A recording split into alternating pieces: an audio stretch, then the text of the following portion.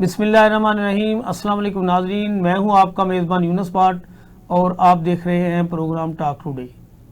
मेरे आज के प्रोग्राम में मेरे मेहमान हैं जनाब नाज़म मलिक साहब, जनाब इकबाल शाह साहब। एक तो हम आज मुबारक सानी केस के हवाले से बात करेंगे, उस पर हुकूमत और अपोजिशन मुत्तहिद हो गए हैं। इसकी संगीनी का तो आपको बखूबी अंदाज़ा है कि कितना ये संगीन केस है, लेकिन ये खुशकिस्मती है कि हुकूमत और अपोजिशन मुत्तहिद नज़र आ रहे हैं और इस पर कोई अच्छी तवक्को की जा सकती है कि अच्छी खबरें इसके बाद सामने आएंगी।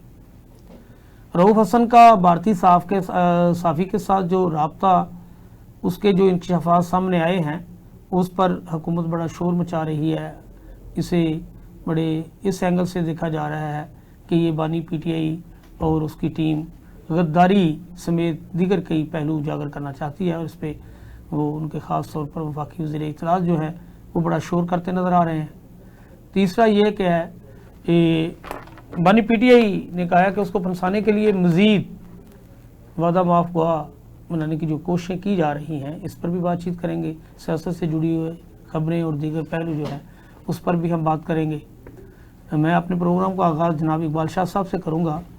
तो सबसे पहले इकबाल शाह साहब, मुबारक सानी केस जिस पर सुप्रीम कोर्ट का फैसला आ चुका है, उसके बाद आपने देखा कि मुल्क भर में ख़ास तौर पर मजहबी जमातों में इसके हवाले से बड़ा शोर हुआ, बड़ा उन्होंने एहतजाज किया और इस हवाले से क्रैकडाउन भी हुआ।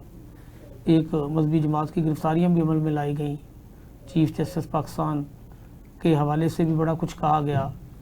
तो ये सारी ऐसी चीज़ें हैं कि जो इस सिमत जा रही थी कि मुल्क हमारा जो पहले ही मौशत के हवाले से हम बड़े मसाइल का शिकार हैं, तो मज़ीद ऐसा लग रहा था कि इस पर हंगामा राई होगी, कई एहतजाज होंगे। खैर आज भी इस पर एहतजाज तो हुए हैं मुल्क भर में कई जगहों पे, लेकिन अच्छी बात यह है कि हुकूमत और अपोजिशन ने यह फ़ैसला किया है कि इसके अंदर जो मुतनाज़ा शिकें हैं उनको ख़त्म कर दिया जाए और इसका कोई ऐसा फ़ैसला सामने आए जो पाकिस्तान के अंदर एक बदमज़गी या आप कह सकते हैं कि हंगामा राई की सूरत हाल है, ये नहीं होनी चाहिए। जी इकबाल शाह साहब, बहुत शुक्रिया। एक तो आपने खुद ही बता दिया है कि अपोजिशन और हुकूमत इनकी उन शिकों के ऊपर गौर करने पर तैयार हो गई। ये तो पता चल गया कि इनका जो स्टैंडर्ड है इस वक्त हमारी पार्लियामेंट का, वो आईक्यू है क्या। एक तरफ तो 1973 का आइन है जो आप देखें कितने बड़े दिमागों ने बनाया था, एक एक आर्टिकल, एक एक सेक्शन, एक एक उसका सब सेक्शन। एक ये है क्योंकि होता यह है कि ये इस पार्लियामेंट को आप मुकम्मल इंडिपेंडेंट पार्लियामेंट, जमहूरी पार्लियामेंट मैं तो नहीं कहता, ये चंद प्राइवेट लिमिटेड फर्मों के मेंबरान हैं जिनको वो टिकट देते हैं पैसे दे के, और जीत जाए तो फिर भी पॉलिटिकल पार्टीज एक्ट के तहत जहां मर्जी उनको उनकी नाक की तरह नंबर रोड़ते रहते हैं। आता है इनकी तरफ से। पहली बात तो ये है कि जब पार्लियामेंट कानून साजी कर रही थी, हुई कैसे, पाकिस्तान में होनी नहीं चाहिए थी। ऐसे इशू पे क्या इस किस्म के लो स्टैंडर्ड पर हम जा चुके, या कोई हमारा कहीं बाहर से बटन दबाया जा रहा था, या कुछ हम ये चाहते थे। क्योंकि पाकिस्तान में एलिगेशन तो है कि सियासी पार्टियां जितनी मजहबी जमातों के साथ मिला लें और खुद बेनमाजें पढ़ें, लेकिन इनका जो खाना काबा है वो एक तो हमारा है खाना काबा, इनका वो अमेरिका और इसराइल की तरफ मरे जा रहे होते हैं। ये हमेशा उनसे ताकत लेते हैं। आपने देखा कि पूरे यूरोप में कितने बड़े बड़े जुलूस निकले फ़लस्तीन पर, पाकिस्तान में इजाजत ही नहीं है। और इवन देन इसराइल में निकले नेतन्याहू के खिलाफ। जी ठीक है, क्या जंग बंद करें, क्या कर रहे हैं। अमेरिका जो उसका हामी है उसके अंदर बहुत से निकले हैं। नेतन्याहू का परसों की बात है कि उन्होंने इस्तीफा मांगा है। अब यह कि पाकिस्तान की पार्लियामेंट का स्टैंडर्ड ये है। पहली बात तो मेरा तो ये है कि जिन लोगों ने ये गलती की, जो कायमा कमेटी होती है जिन्होंने प्रोसीड किया, उनको आंसरेबल होना चाहिए। ठीक है, ये क्या तमाशा हुआ कि मुल्क में जब इस चीज़ को आपने देखा कि शेख रशीद एक ज़माने में जब खड़ा हो गया था एक बात के ऊपर कि ये नहीं होगा, तो फिर पीछे हटे। क्या जब कानून साजी होती है तो इससे अहलियत नहीं होती। और अब भी जो हाक्स हैं, हाक्स मैं उनको कहता हूँ कि जिनकी रोजी रोटी लगी हुई है, जिस दुनिया के जिस मुल्क में भी नालायक हुक्मरान होंगे, उनके जो मशावरती कमेटी अगर इंटेलिजेंट है और सूडो इंटेलेक्चुअल है, तो تو وہ ایسے راستے دکھائیں گے کہ لڑائی جاری رہے. اور اس وقت پاکستان میں وہ لوگ جو ان کو ہائی جیک کر چکے ہیں سب اسٹینڈرڈ قیادت کو, وہ باقاعدہ طور پر اس ایجنڈے میں کامیاب ہیں کہ لڑائی بند نہیں ہونی چاہیے. مولا کا پٹھا بیٹھتا تو بیٹھتا رہے, وہ بے شک مذہبی وجہ سے ہو, معاشی وجہ سے ہو, سیاسی جماعتیں لڑتے رہیں. یہ نان ایشو کے اوپر آپ نے دیکھا کہ روزانہ کوئی نہ کوئی قانون سازی ہو رہی تھی. اور دوسرا, سپریم کورٹ بھی اس مسئلے میں پیچھے کبھی نہیں رہی, اور اللہ کے فضل جب تاریخ لکھی جائے گی تو قاضی فاضل صاحب نے ہر اس سراغ میں انگلی ضرور دی ہے کہ جہاں مثلا سارا یہ کام جو ہے وہ آپ دیکھ سکتے ہیں کہ بھئی کبھی مسلم میں جس عدالتیں صحیح فیصلے اگر کر رہی ہوں تو لڑائی ہوتی نہیں.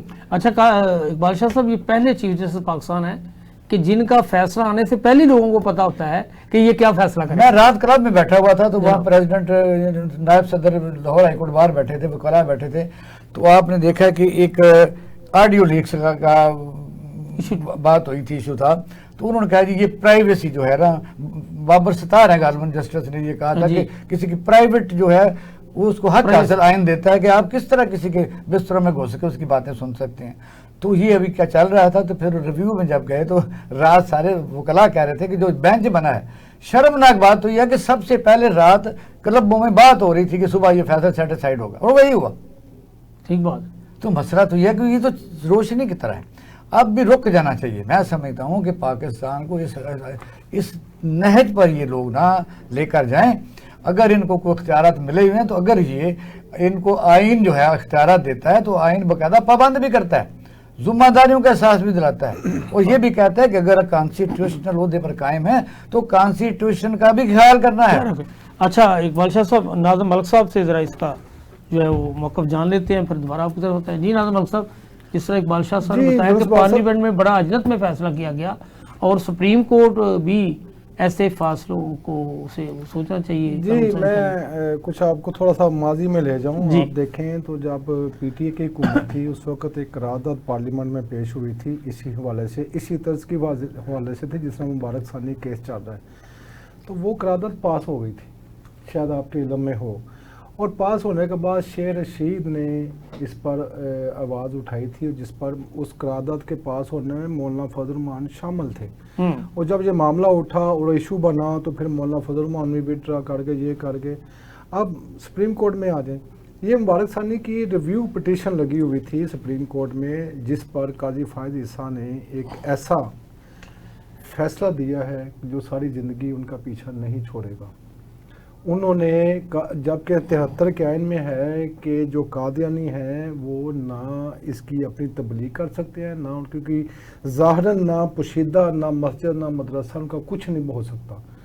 تو اس فیصلے میں قاضی جو فائز عیسیٰ نے دیا ہے اس میں انہیں تبلیغ کرنے کی, نماز پڑھانے کی اور لوگوں کو عبادت گاہ قائم کرنے کی, لوگوں کو وہاں بلانے کی, یہ بڑا خوفناک تھا. جبکہ 73 کے آئین میں تمام مسالک نے, تمام متفقہ طور پر جو بنا تھا, یہ ایک بہت بڑی سازش تھی اس فیصلے کے خلاف جس کو سپریم کورٹ نے ختم کیا. اب اللہ کا شکر ہے کیونکہ دیکھیں یہ معاملہ ہمارے ایمان کا ہے, دین کا ہے, ختم نبوت کا معاملہ ہے, مسلمانوں کی جان بھی حاضر ہے, ہر مسلمان کی جان حاضر ہے, اس پر تو ہم کوئی کمپرومائز نہیں کر سکتے. اب یہ ایشو آ گیا ہے, آپ کو پتہ ہے کہ ایک مذہبی جماعت کے رہنما نے پریس کلب کے سامنے بانگ دوہل کہا تھا جی فلانے کا سر لے آؤ تو میں اتنے کروڑ روپیہ دوں گا. اس کے بعد یہ ایشو شروع ہو گیا. آج بھی آپ دیکھیں تو دوپہر کے ٹائم ایک مذہبی جماعت جو ہے وہ آ گئی تھی اسلام آباد سپریم کورٹ کے سامنے آ گئی تھی, احتجاج کیا اور ان پر شیلنگ کی گئی ہے. تو یہ جو ایشو ہے دوبارہ ریویو شروع ہو گیا. میں 2-3 دنوں تک اس کی باقاعدہ سماعت ہوگی. یہ قاضی فائز عیسیٰ اپنا یہ فیصلہ خود ہی واپس لیں گے. لیکن بات یہ ہے کہ یہ آپ دیکھیں کہ ہمارے ہر ادارے کے کی پوسٹ پر قادیانی ہیں جو مسلمانوں کے روح میں چھپے ہوئے بیٹھے ہوئے ہیں اور ہماری مملکت, ہمارے دین اسلام کے خلاف ہر ٹائم سازشوں میں مصروف ہوتے ہیں. تو اس طرح کی سازشوں سے ہمیں آگاہ رہنا چاہیے ایز اے ایک ملت, ایز اے قوم, اور ان سازشوں کو ناکام بنانا چاہیے. میرا خیال ہے کہ یہ ایک بڑا وڈرال ہوگا اور یہ بڑا اچھا اقدام ہے کیونکہ ہمارا ملک ہی اسلام کے نام پر حاصل کیا گیا تھا اور یہ دین اسلام جو ہے اس میں کسی قسم کی تفریق اور تحریک نہیں کی جا سکتی, اور یہ واپس ہونا بہت اچھی بات ہے. जी इकबाल शाह साहब, तो जो बात यह है कि अगर अपोजिशन और हुकूमत इस इशू पर इकट्ठी हो सकती है तो दीगर बहुत से ऐसे इशू हैं उस पर इकट्ठे क्यों नहीं हो सकती? लॉ एंड ऑर्डर की सूरत हाल है, महंगाई की है, करप्शन की है, बहुत से ऐसे मामला हैं जिस पर किसी को इतराज़ नहीं होना चाहिए।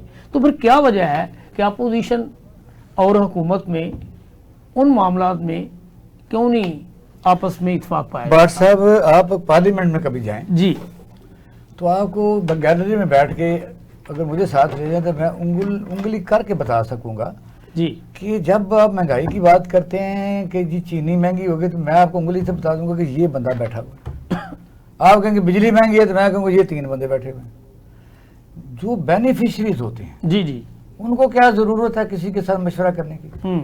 रह गई अपोजिशन, तो पाकिस्तान में अपोजिशन को शुरू में ही हर हुकूमत में ही पहली बात तो यह कि जो भी नुमाइंदा अपने इलाके से मुंतखब होता है, जी जी, जो फंड है, डेवलपमेंट फंड होता है जनाब। या कोई भी फंड है या कोई भी हॉस्पिटल बनना है, स्कूल बनना है, कोई भी तो ऐसा वो उसके पोर्शन के मुताबिक हर डिस्ट्रिक्ट में बनना चाहिए।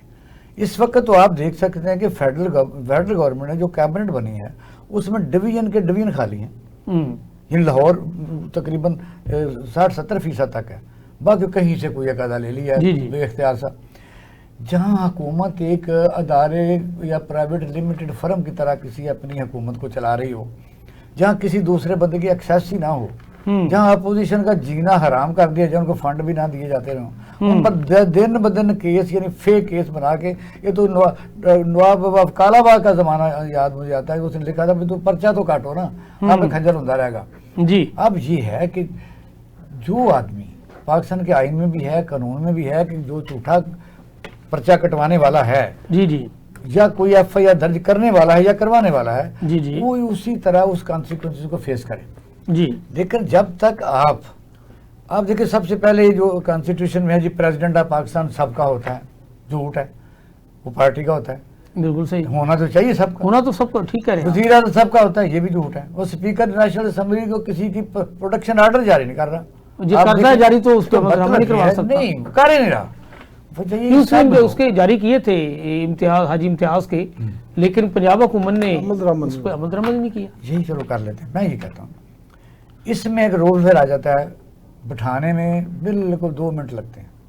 एक तो पावर जाहिर है सबकी नजरें जिस तरफ हैं वही पावर है, पाकिस्तान में वो पावर दुनिया किसी मुल्क में नहीं है। दूसरी है चीफ जस्टिस का जो दफ्तर है, वो है सुप्रीम कोर्ट ऑफ पाकिस्तान। जो गलत केस है 1 घंटे का काम है। अफगानिस्तान तरक्की कर रहा है, बुरी हुकूमत है, 2 दिन में केस का फैसला हो जाता है।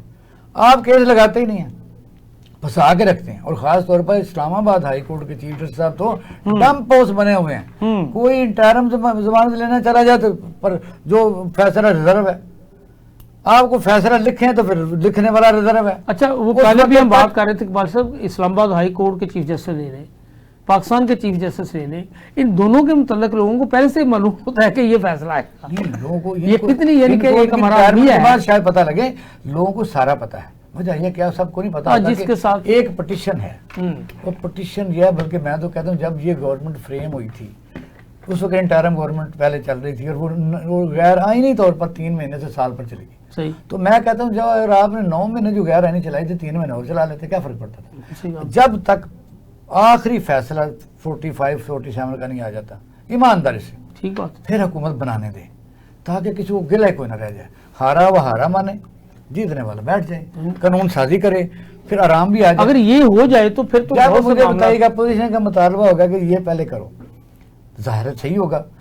अब हुकूमत की जो है पूरी बुनियादी 47 के ऊपर नहीं, कैसे बैठेंगे? यानी कि देख रहे हैं इकबाल साहब, होता ये है कि आज जब अपोजिशन से ये सवाल किया जाता है कि कल जब आप इक़्तिदार में आएंगे तो जो कुछ हुस्ने सलूक आपके साथ हो रहा है यही आप भी उनके साथ करेंगे, तो वो कहते हैं नहीं जी हम ये नहीं करेंगे। नहीं, वो भी करेंगे। तो मेरे कहने का मकसद ये है कि इन्हें भी पता है, जो इक़्तिदार में बैठे लोग हैं, आज अगर हम नाइंसाफ़ी या ज़्यादतियाँ कर रहे हैं तो हमें भी भुगतना पड़ेंगी। ये मामला कब खत्म होगा या कैसे खत्म हो सकता है? हमें एक इशू पे हम इकट्ठे मुल्कों में ट्रांसपेरेंट जमहूरियत नहीं होती। آپ دیکھیں کہ آپ کسی یورپ کے ملک میں چلے جائیں جناب، کسی شہری کو نہیں پتا یہاں کا وزیر اعظم تقریباً نہیں پتا ہوگا کون ہے، نہ آئی جی کا پتا ہوگا، نہ چیف سیکرٹری کا پتا ہوگا، نہ منسٹر کا پتا ہوگا، نہ اسپیکر، نہ پڑھے لکھوں کو چاند کو پتا ہوگا، کیونکہ کام ہی نہیں پڑتا، سارے کام کر رہے ہیں۔ یہاں آپ دیکھیں کہ ایون دین جہاں جب حکومت آتی ہے نا تو یہ تو لوگوں کا جینا سانس کھینچ لیتے ہیں۔ جتنے سرکاری گیسٹ ہاؤس ہوں گے، ریسٹ ہاؤس ہوں گے، گورنر ہاؤس ہوں گے، پنجاب ہاؤس ہوں گے، وہ اس حکومت کی ملکیت ٹھہرائے جائیں گے جو سٹنگ گورنمنٹ ہوگی۔ وہ اپوزیشن کا پہلے سرکاری افسر بٹھائے جاتے تھے، بٹھائے جاتے تھے۔ اقبال صاحب یہاں ہم ایک بریک لے لیتے ہیں، دوبارہ پھر یہیں سے شروع کریں گے۔ جی ناظرین، بریک پر جانے سے پہلے اقبال شاہ صاحب بتا رہے تھے کہ ہمارے جو فیصلے اجرت میں کیے جاتے ہیں اسی وجہ سے شاید ہم مسائل میں گرے رہتے ہیں اور مسائل ختم نہیں ہوتے، جو کہ ایسا نہیں ہونا چاہیے۔ ناظم ملک صاحب کی طرف بڑھتے ہیں۔ ناظم ملک صاحب، سپریم کورٹ نے جو بار ایسوسی ایشن ہے اس نے اس پر اپنی ایک پریس ریلیز جاری کی ہے ان حالات میں۔ انہوں نے کہا جی ایک اس میں پیرا ہے، اگر وہ 42 پیرا خارج کر دیا جائے تو یہ سب کچھ ٹھیک ہے، جس پہ حالانکہ اپوزیشن اور جو حکومت ہے وہ یہ کہتے ہیں نہیں یہ ایک پیرا نہیں ہے، اس میں بہت سے ایسے پیرے ہیں جو ختم ہونا چاہیے۔ لیکن بات میرا جو سوال تھا یہ تھا، میں جو آپ سے یعنی سپریم کورٹ بار ہو گئی، ایسوسی ایشن ہوگی، جتنی بھی بارز ہیں، بہت سے ہمارے ملک میں ایسے معاملات ہیں جو لا لیسنس ہیں، اس پہ آواز نہیں اٹھاتے۔ یہ بھی حکومت کے ایک یہ نا مختلف گروپوں میں بٹے ہوئے ہیں، کوئی حکومت کے ساتھ کھڑے ہیں، کوئی اپوزیشن کے ساتھ گروہ کھڑے ہیں، یہ بھی قانون کی بالادستی کے لیے کبھی ایک نہیں ہوا۔ جی میں وہی عرض کر رہا تھا تھوڑی دیر پہلے آپ سے جی کہ قادیانیوں کی لابی ہر جگہ موجود ہے، یہ دین ایمان کا معاملہ ہے، اس قانون کو سرے سے ختم ہونا ہے، پھر اس کی راہ میں رکاوٹ ڈالی جا رہی ہے کہ صرف پیرا 42 آپ کی بات معافی چاہتا کرتا ہوں۔ اگر اقبال شاہ صاحب، ناظم ملک صاحب، اگر فلسطین کے ساتھ جو اب ظلم کی وہاں جو بربریت ہو رہی ہے، جو اللہ تعالیٰ ان کو جوار رحمت میں جگہ دے، جتنے بھی شہید ہو گئے ہیں وہاں آسانیاں پیدا کرے، اگر یہ مسئلہ نہ ہوتا تو سعودی عرب اسرائیل کو تسلیم کرنے جا رہا تھا اور ہم لوگوں نے اس کے پیچھے اسرائیل کو تسلیم جی بالکل، وہ تو بڑا، اور یہ سارے جتنے قادیانی معاملات ہیں یہ تو سارے جس طرح اقبال شاہ صاحب نے بتایا ہے کہ ہم تو ان لوگوں کی ابھی بھی غلامی میں۔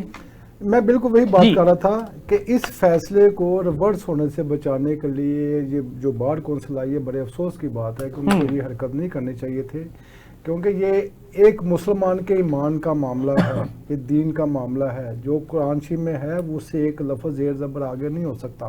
بہرحال یہ انہوں نے ایک ایفرٹ کی ہے کہ صرف جو شک 42 وہ نکالے، لیکن ایسا نہیں ہوگا جب تک یہ پورا ریورس نہیں ہوگا۔ جب تک آپ عدالتوں کی بات کر رہے تھے تو آپ کو پتہ ہے کہ جسٹس بابر ستار نے ایک فیصلہ دیا تھا کہ ایجنسیز کو کوئی حق نہیں پہنچتا کہ لوگوں کی پرائیویٹ لائف میں مداخلت کرے اور ان کے ٹیلی فون ٹیپ کرے اور بعد میں وہ ان کی زندگی اور ان کے جان و مال کے لیے خطرہ بنے۔ یہ نجم الثاقب اور بشرا بی بی کے کیس کے حوالے سے آج جو ٹیک اپ کیا گیا ہے، اور اس میں فوری طور پر یہ حکومت نے پہلے اجازت دی تھی کہ ایجنسیز فون ٹیپ کر سکتی ہیں، ٹھیک ہے، یہ شہباز حکومت نے اجازت دی تھی، یہ تو بانی پی ٹی آئی نے بھی اجازت دی تھی، شہباز کی نہیں کہہ سکتے، عمران خان وہ ایک بیانیہ انہوں نے بھی کہا تھا کہ یار کوئی، لیکن آج سپریم کورٹ کے ان 2 ججز نے جنہوں نے مخصوص نشستوں کے فیصلوں میں وہ 2 جج جنہوں نے ڈیفر اضافی نوٹ جنہوں نے اختلاف کیا تھا، آج کا بینچ ان 2 ججز پر مشتمل تھا جنہوں نے ہائی کورٹ کے فیصلے کو کالعدم قرار دے دیا ہے، اور اب سے آج کے بعد سے ایجنسیز کو پوری اجازت ہوگی کہ وہ جس مرضی شہری کا چاہیں تو وہ ڈیٹا اکٹھا کر سکتے ہیں۔ میں آپ کو بتاؤں، پی ٹی اے نے اسلام آباد ہائی کورٹ میں جواب داخل کیا تھا، جی ہم نہیں فون ٹیپنگ کرتے، ہمیں ایجنسیز نے کہا تھا، ہم سب ٹیلی فون کمپنیوں نے مل کر ایک سسٹم خریدا، وہ سسٹم خرید کر ہم نے اس کو انسٹال کر دیا، لاگو کر کے ان کے حوالے کر دیا تھا۔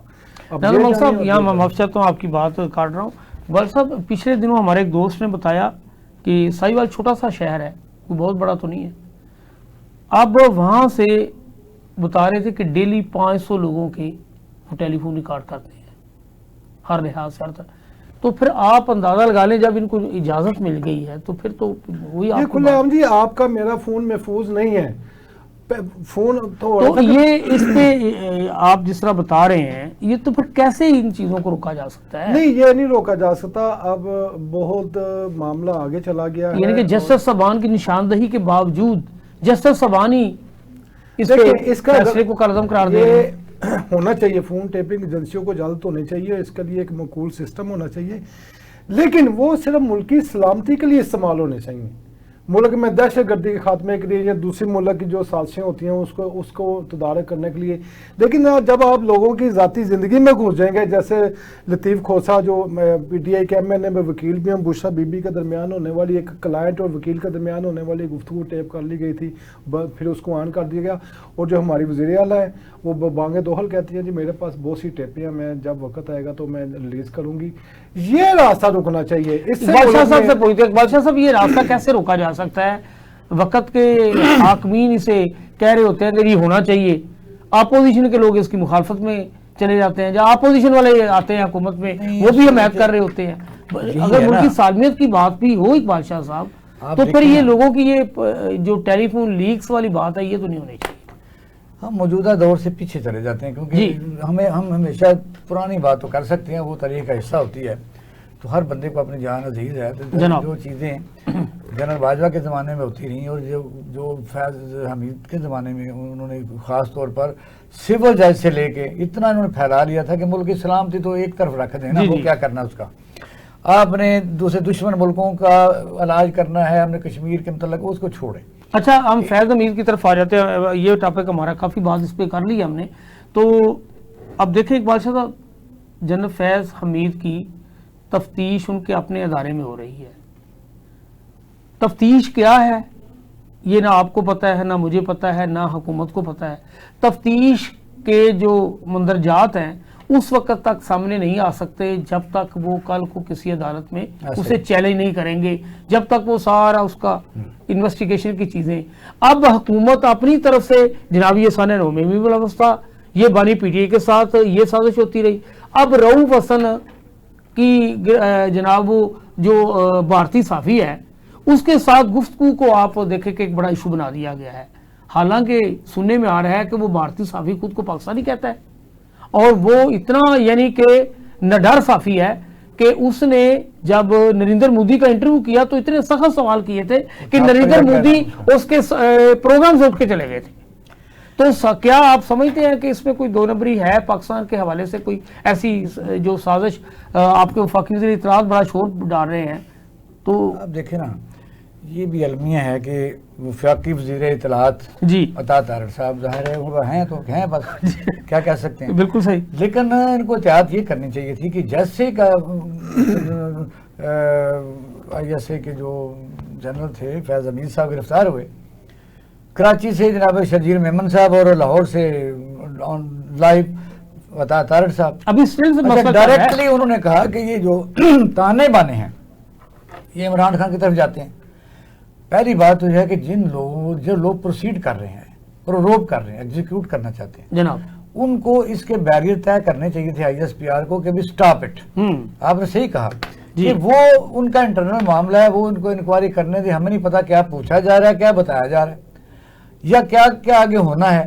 یعنی یہ سیاسی جو دونوں سندھ اور پنجاب ہے انہوں نے فوری پریس کانفرنس کی، وفاق نے بھی کی کہ جی یہ تو سارا کھرا ہی اس طرف جاتا ہے. پھر رؤوف حسن کی آپ نے بات کی تو پنجاب لاہور کے باقاعدہ طور پر آپ کو پتا ہے کہ انڈین چینل میں ہمارے کئی صحافی روزانہ شامل ہوتے بات کر رہے ہوتے ہیں. انڈین جو صحافی ہیں آپ سے بات کریں میرے سے کریں تو ہم بات کرنے کے لیے دیتے ہیں. ہمارے کئی دوست کرتے ہیں جی جی ایسے ہمارے پروگرام دیتے ہیں، فوجی افسران باقاعدہ بیٹھتے ہیں انڈین چینل میں، لاہور میں ان کے آفیسز ہیں باقاعدہ طور پر. اب یہ ہے کہ پوری دنیا کے صحافی پوری دنیا میں بات کرتے ہیں. اور پھر یہ ہے کہ جو رؤوف حسن ہے وہ ان کا یعنی پریس کے سارے معاملہ دیکھتا ہے. تو وجہ یہ ہے کہ اس میں جو چیز فی الحال تک نظر آئی ہے وہ تو انہوں نے اس کو انٹرویو کے لیے بات کی ہے اور یہ کہا کہ کس کا انٹرویو ہوا ہے، کس طرح ہمیں ایس او پی طے کرنے ہیں. یہ میں تو سمجھتا ہوں کہ نان ایشو تھا جس کو اصل میں ہوتا ہی ہے کہ آپ کے پاس چیز ہوتی کوئی نہیں. آپ یہ ایک دو دن گزار لیتے ہیں کہ بھئی یہ چیز ہائی لائٹ کی. آپ نے دیکھا جی آئی جی پکڑا گیا ہے، ڈپٹی سپرنٹینڈنٹ پکڑا گیا ہے. بھئی پکڑا گیا تو ظاہر بلا سکتی ہے، ایجنسیاں بلا سکتی ہیں، انہوں نے اس کا بیان دیا چھوڑ دیا. آپ کے وہ اس طرح بابلے ہوئے جا رہے ہیں. یعنی کہ ہماری صحافت کا یہ عالم ہے ناظم ملک صاحب صحافت پر اگر مجھ سے بات کہ ہمارے پروگرام جو نیوز شو ہے ہمارے جو ٹاک شو ہے ہمارے کہ بات ہوتی کوئی نہیں اور ہم اپنے صرف ویورشپ بڑھانے کے لیے بعض اوقات وہ جس طرح ابھی اقبال شاہ صاحب نے کہا کہ اب آئی جی کی گرفتاری کتنا مذاق بنا کہ وہ بندہ گھر میں چائے پی رہا ہے اور وہ کہہ رہا ہے جی میں ٹی وی پہ دیکھ رہا ہوں کہ میری خبر چل رہی ہے اور اس نے کہا یہ ہے یلو جرنلزم. بات کرنے کا مقصد یہ ہے کہ عطا تارڑ صاحب سمیت سب نے پریس کانفرنس کر دی جی بانی پی ٹی اے سمیت, یعنی کہ طریق انصاف پر پابندی لگنے جا رہی ہے. ابھی پابندی والی بات کہاں گئی ان کی؟ اب ان سے بندہ پوچھے آپ پابندی, اب ان کے پاس اب رؤوف حسن کی کال وہاں سے, جس طرح اقبال شاہ صاحب نے بتایا, کال کرتے ہیں صحافی کے ساتھ بات ہوتی ہے, وہ ترجمان ہے پارٹی کا, آپ لائن پہ لے سکتے ہیں. تو کون سی چیز ہے جنرل فیض حمید کی ان کے پاس جو انکوائری میں سامنے آ گئی ہے کہ انہوں نے جناب بانی پی ٹی اے کے ساتھ یہ تانے بانے بنے ہیں, انکوائری وہاں ہو رہی ہے, یہ اپنی طرف سے جناب چھکے مار رہے ہیں, اور انہیں کیا عمران فوبیا ہو گیا ہے کہ یہ شروع ہو جاتے ہیں. جی یونس بار صاحب, میں آپ کی بات کو آگے بڑھاؤں گا. جنرل فیض والا ایشو جو ہے نا بڑا دلچسپ ہے. آپ دیکھیے گا کہ اس کے جو دکھایا جا رہا ہے, جو سامنے آ رہا ہے, وہ شاید ایسا نہ ہو. آپ کو پتا ہے خفیہ ایجنسیوں کا جو کام ہوتا ہے کہ وہ جو چیز دکھاتی ہیں وہ نہیں ہوتا, جو کان میں سناتے ہیں وہ چیز نہیں ہوتی, اس کے الٹ ہوتا ہے. تو جو آج بانی پی ٹی آئی نے جو بیان جاری کیا ہے وہ ایک بہت الارمنگ ہے کہ جنرل فیض کو میرے خلاف وعدہ معاف گواہ بنایا جا سکتا ہے. دیکھیں جنرل فیض کا جو فیصلہ ہے نا اس کو پکڑنا, دیکھیں جب آپ اتنے حساس عہدے پہ رہنے والے ایک افسر کو پکڑیں گے اور اس کا کورٹ مارشل کریں گے اور اس کے بیچ کھینچ کے اتاریں گے, اس کے پریولیج اینڈ بینیفٹ ختم کر دیں گے, میرا خیال ہے مجھے ایسی چیز نظر نہیں آ رہی. لیکن کچھ بھی ہو سکتا ہے, کچھ حتمی نہیں ہے. میں آپ کو جس طرح لے کے جانا چاہ رہا ہوں وہ یہ ہے کہ کیا ایسا ممکن ہو سکتا ہے کہ جنرل فیض وعدہ معاف سلطانی گواہ بن جائے, وعدہ معاف گواہ بن جائے اور بانی پی ٹی آئی کو پھنسا کے خود وہ کلیئر ہو کے باہر ہو جائیں؟ میرا خیال ہے کہ 2-3 چیزوں کی طرف آپ کو دیکھنا پڑے گا. سب سے پہلے یہ کہ کیا فوج کے اندر جنرل فیض کی جو گرفتاری ہے اس کا ریاکشن ہے, اس کا ہے, کیونکہ وہ جو ایک ڈنر کا اہتمام کیا گیا تھا ایک جس میں سابق آرمی چیف اور سربراہ افواج کے شامل ہوئے تھے, وہ ایک تاثر دینا تھا کہ فوج ہمارے ساتھ ہے. لیکن معاملات یہ ہے کہ جب ملک کی باری آتی ہے تو پھر وہ آپ کو ملک کا سوچنا پڑتا ہے. یہ فیصلہ جنرل فیض کی گرفتاری یا جنرل فیض اس کا اگر وعدہ معاف گواہ بنتا ہے اور بانی پی ٹی آئی کو پھنسایا جاتا ہے تو یہ فیصلہ اور یہ سارا جو پروسیس ہے, یہ پریکٹس جو ہے, یہ تو پی ٹی آئی کے حق میں جا رہی ہے اور نون لیگ کے خلاف جا رہی ہے. بات تو یہ بنی ہوئی ہے. اب بات یہ ہے کہ میاں نواز شریف جو کہہ رہے ہیں کہ خاموش ہو جو چپ کر, جو اس پہ اب زیادہ مال ٹاؤن میں ہونے والے اجلاس میں میاں نواز شریف نے پارٹی کے رہنماؤں کو ہدایت کی کہ اس کے خلاف نہ بولیں, جبکہ میاں نواز شریف اینڈ کمپنی جو ہے نون لیگ والے ناظم ملک میں دیکھ رہے ہیں جو F S S federal security جو ایجنسی بنائی تھی بھٹو کے دور میں, تو وہ سمجھتے ہیں کہ شاید اس وقت اقبال شاہ صاحب کہ جس طرح ان کا ایک بندہ فیڈرل سیکورٹی کا مسعود محمود اس کو مارا گیا, اسی 109 میں بھٹو کو شاید پھانسی کہتے ہیں کہ ہو گئی, وہ سمجھ رہے ہیں کہ شاید عمران خان کے لیے کوئی ان کے پاس بات نہیں, کوئی ثبوت نہیں, میں اپنی بات مکمل کر لوں. یہ کبھی گوگی کا یہ کرتے ہیں کہ جناب اس نے اتنی کرپشن کی, کسی ادارے کی کوئی انکوائری نہیں تھی اور اس کو کس کے ساتھ جوڑا گیا, بانی پی ٹی اے کے ساتھ جوڑا گیا الیکشن سے پہلے. کبھی جناب سزائیں دے کے اس کو جناب یہ عوام میں تصر پیدا کیا گیا کہ یہ دیکھیں کہ جناب یہ تو بڑا کرپٹ آدمی ہے, یہ اب ساری اوور باہر نہیں آ سکتا. اب یہ کہہ رہے ہیں کہ جناب آنر فان نے سزائیں دینا غلط ہوا ہے. میں وہی کہہ رہا تھا کہ مسلم لیگ نون کے اندر اس پر بہت تفریق ہے. ایک طرف خواجہ آصف میاں نواز شریف کی زبان بول رہے ہیں اور دوسری طرف اسپیکر پنجاب اسمبلی ملک احمد باجوہ کو سپورٹ کر رہے ہیں. یہ لڑائی ان کے اندر بھی شروع ہو گئی ہے. وہ یہ سمجھتے ہیں کہ اگر آج ہم نے ان کے ساتھ یہ کیا تو کل کو ہمارے ساتھ بھی ہونا ہے. جس طرح فون ٹیپنگ کی اجازت دی ہے نا, تو یہ کیا سمجھتے ہیں ان کے جو فون ٹیپنگ نہیں ہو رہے.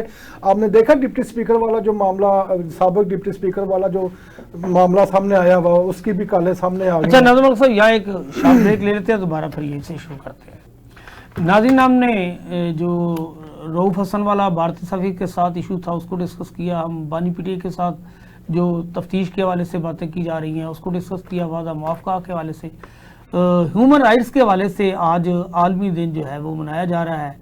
ہم آپ کو بتائیں گے کہ کیا پاکستان میں بھی ہیومن رائٹس کے حوالے سے کوئی اس کی وائلیشن کی جاتی ہے, یا جو ہیومن رائٹس حقوق ہمیں دلاتی ہے اس حوالے. جی اقبال شاہ صاحب آپ سے پوچھ لیتے ہیں کہ آج ہیومن رائٹس کا جس طرح عالمی دن ہے تو ان کی آپ کے سامنے ہمارے حقوق کا تحفظ ہے, تو پاکستان میں جو کچھ آپ دیکھ رہے ہیں موجودہ ہماری جو حکومت ہے اس کے اندر اٹھنے والی آوازیں جو ہیں، کیا یہ ہیومن رائٹس آرگنائزیشن جتنی بھی ہیں ان کو ملنے والے حقوق کے یہ محافظ ہیں؟ ان کو یہ کہیں پاکستان میں ایسا ہے کہ ان کی اٹھنے والی آوازوں پر حکومت کو نوٹس لیتی ہے؟ صاحب یہ ہمارا ملک ہے، کئی باتیں ہم جان بوجھ کے نہیں ہمیں کرنی چاہیے، جی جی، کیونکہ انٹرنیشنل ٹی وی ہے ہمارا اور ہر جگہ چیز جاتی ہے، ہمیں شرم آتی ہے۔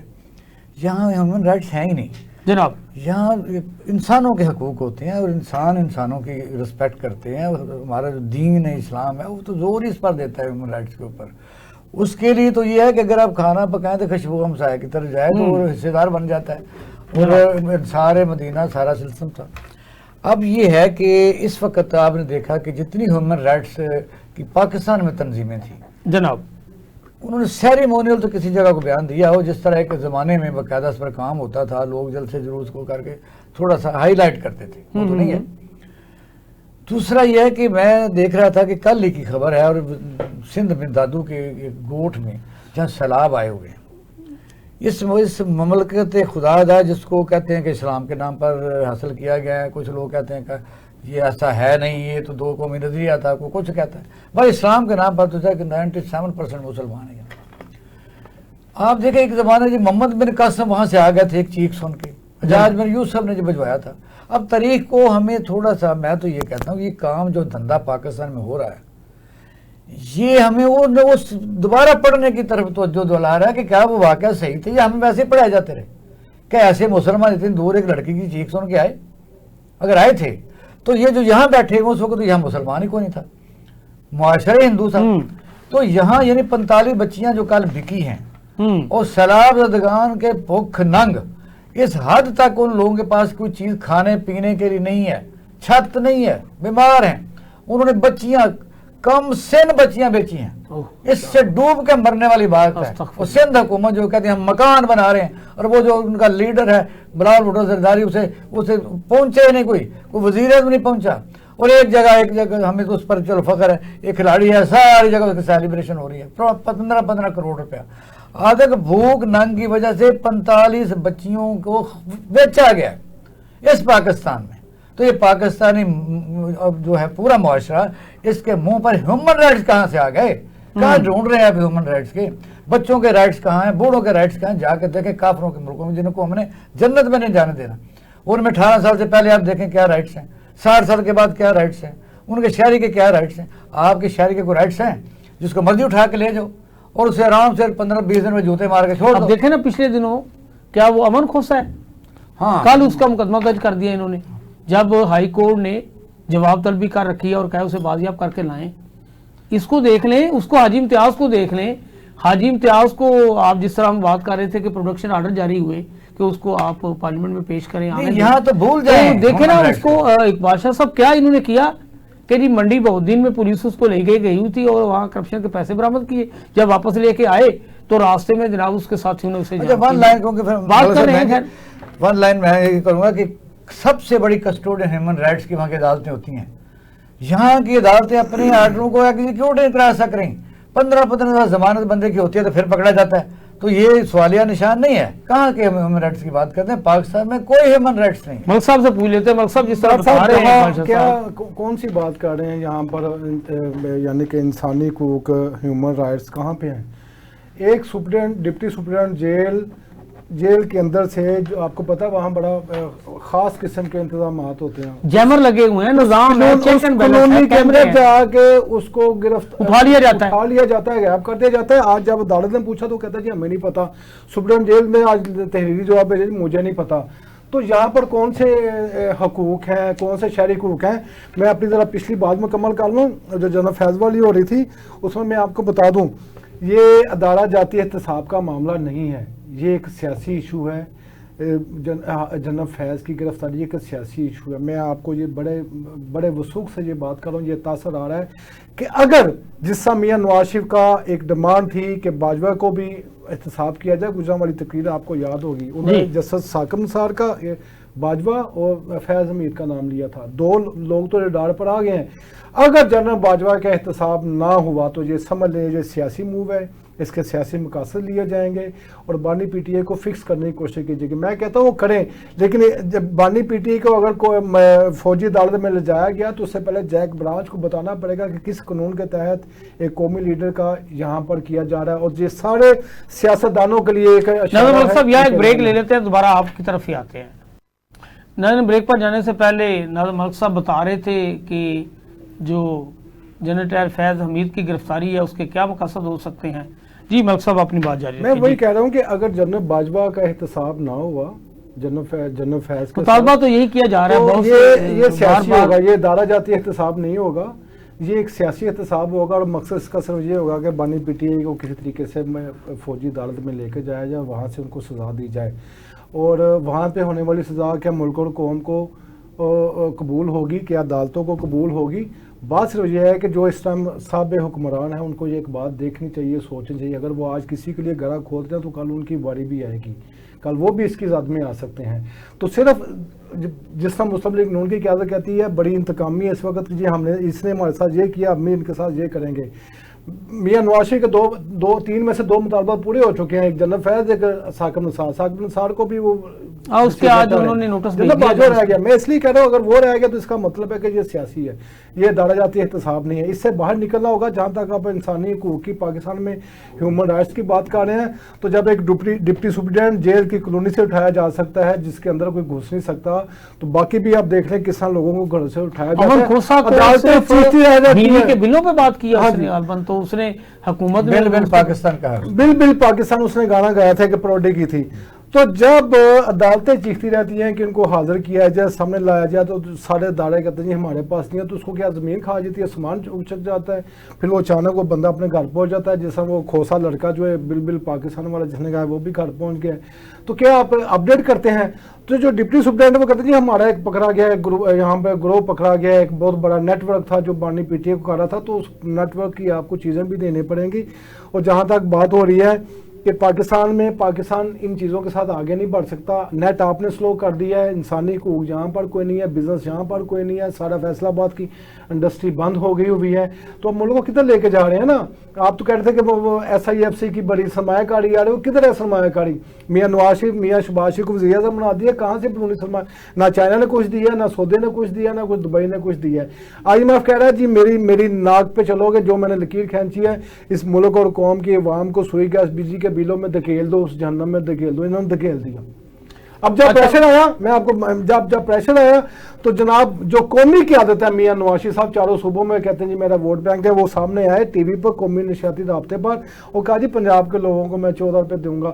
تو دوسرے جو صوبوں کی عوام ہے وہاں پر جو آپ کا ووٹر ہے کیا اس میں احساس محرومی نہیں جائے گا, وہ آپ کے گرے بان نہیں پکڑے گا. پہلے ہی آپ ایک صوبائی جماعت بن کے رہ چکے ہوئے ہیں اور آپ نے اس پہ سٹیمپ لگائی ہے, مور لگائی ہے, جی ہاں میں صرف پنجاب کا لیڈر ہوں, جو انہوں نے 14 روپے صرف پنجاب کے لیے کیا. تو جو دوسرے صوبے کے لوگ ہیں وہ بھی ہمارے بھائی ہیں, وہ بھی ہماری طرح غریب ہیں, مزدور ہیں, ان کو بھی ان کا حق دیا جائے, ان کو بھی بلوں میں رعایت دی جائے. پروگرام کے اینڈنگ کی طرف جانا ہے ملک صاحب, میں چاہ رہا ہوں اقبال شاہ صاحب سے ہی آخری جو 2 منٹ ہے. اقبال شاہ صاحب اداروں میں ٹکراؤ بڑھتا جا رہا ہے, کیوں نہیں ہمارے اسٹیک ہولڈر اس بات پر متفق ہوتے, جس طرح ہم بات پہلے کر رہے تھے کہ جی اب مبارک ثانی کیس پہ یہ اکٹھے ہیں, تو ہمارے سیاستدانوں پہ ہی ہمیشہ الزام آیا ہے کہ ملک کی تباہی کا باعث یہ بنتے ہیں. اصل میں جینون جو ہے نا پاکستان میں حکمران نہیں آ رہے جناب. وجہ یہ کہ اگر تو کسی ووٹر کو یہ خوش فہمی اکثر رہتی ہے کہ میں ووٹ دیتا ہوں تو ایم این اے بنتا ہے, تو ایم این اے کو خوش فہمی رہتی ہے کہ میں ووٹ دیتا ہوں وزیر اعظم بنتا ہوں. پاکستان میں ایسا نہیں ہے. پاکستان میں وزیر اعظم بننے کے لیے لوکل پاکستان سے اور پاکستان سے باہر سودا بازی کے بغیر. اچھا معافی چاہتا ہوں, آپ کی بات کر رہا ہوں. اقبال شاہ صاحب آج ہم کہتے ہیں کہ جی ہم نے پاکستان کو بڑی قربانیوں کو بعد حاصل کیا ہے, اور آج بھی ہم توقع کر رہے ہیں کہ یہاں کے لوگ باہر نکلے اور جناب سب کچھ اپنے ساتھ ہونے والے ظلم اور ناانصافی کو جناب حکمرانوں کو کچل کر رکھ دیں, ملیا میٹ کر دیں اور ایک انقلاب پیدا کر. اور یہ جو بنگالیوں کی دیکھ کے تصویر کہتے ہیں کہ پاکستان کو بنانے میں بھی بنگالیوں نے کردار ادا کیا تھا, پنجابیوں نے کردار نہیں. تو آپ مینار پاکستان میں جا کے پڑھ لیں کہ وہ کون لوگ تھے, وہ تو بنگالی تھے, تو جنہوں نے ساری قرارداد 1940 کی پیش کی. تو کیا ہمارے حکمران سمیت جو بھی ہمارا ملک کی سمت چلانے والے ہیں وہ سمجھتے ہیں کہ یہ قوم کبھی سارے لوگ فوری چلے گئے تھے, اس کے بعد ان کے ساتھ بہرحال ہم موضوع سے زیادہ ہٹ گئے کیونکہ پھیلا دیا ہم نے.